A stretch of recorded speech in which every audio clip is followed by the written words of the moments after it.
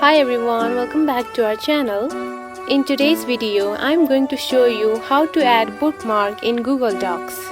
It is a very easy and simple process, so let's get started.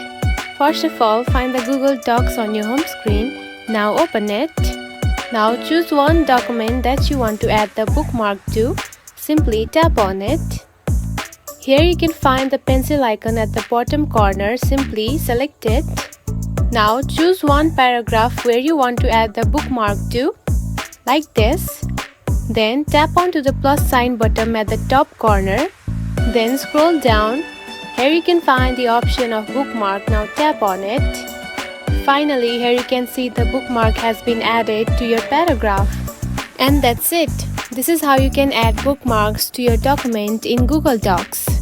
Now you can add many bookmarks as much as you want.